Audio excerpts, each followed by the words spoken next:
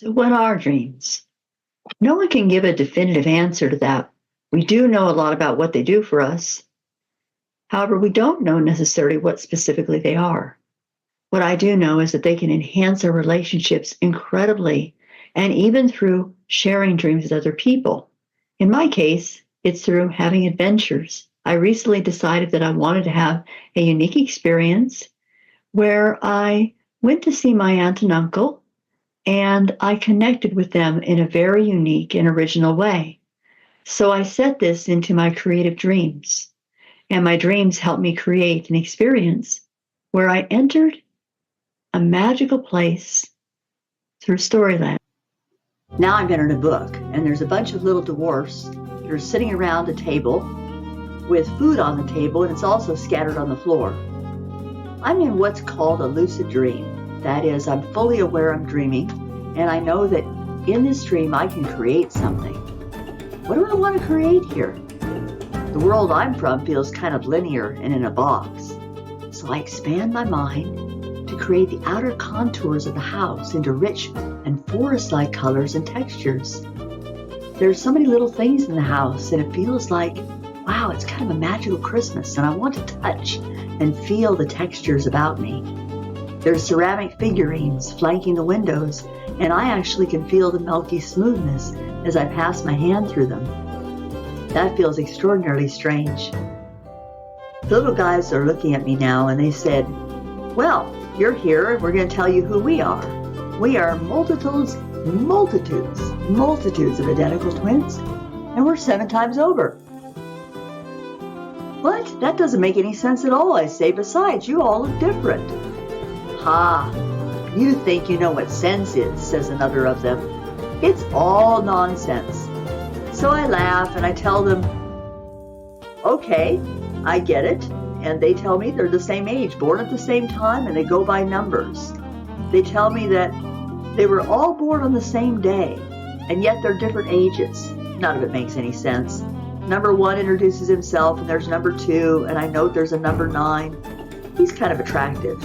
Number 30 tells me he wants to go somewhere interesting after I explore the house and its territory. Still, no matter what they call themselves, there are 7 of them, and we're going to have to figure out where to go. Well, I note that they do not look like flying dwarfs, and I suggest that we try a magical bus. Let's take a bus to Chicago.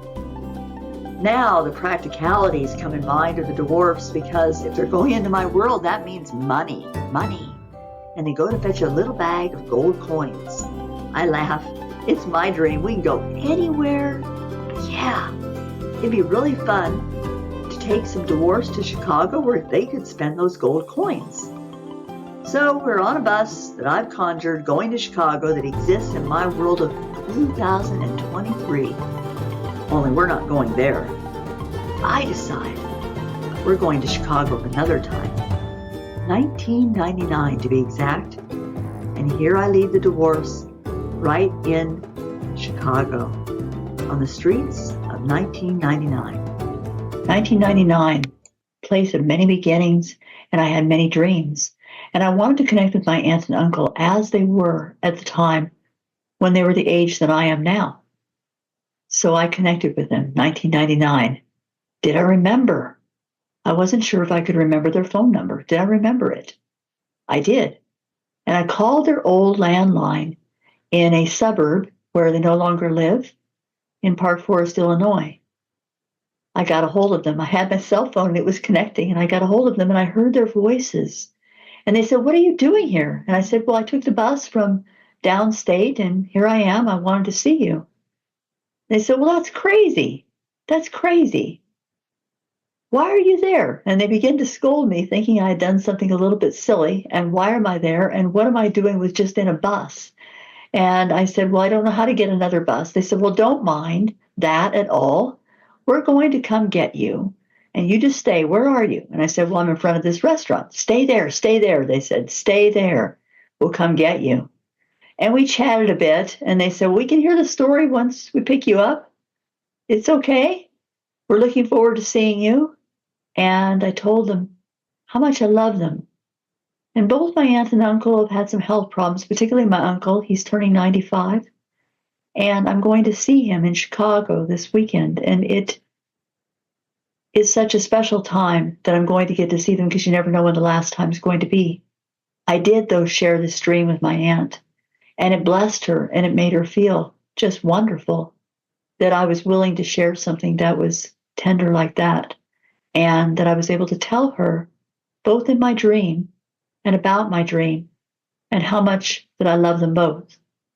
You never know how much time you have, and dreams can help enhance those relationships. I take my relationships to my dreams, and I get the most exquisite experiences. So the adventure led to my sharing and led to actually a trip. I decided at that point that I was going to take a trip to see them for my uncle's 95th birthday. And that is beginning this weekend. Remember that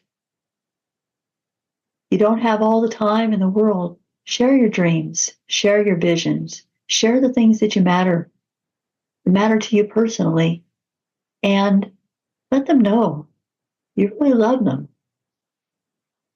They will love it when you share what's in your heart.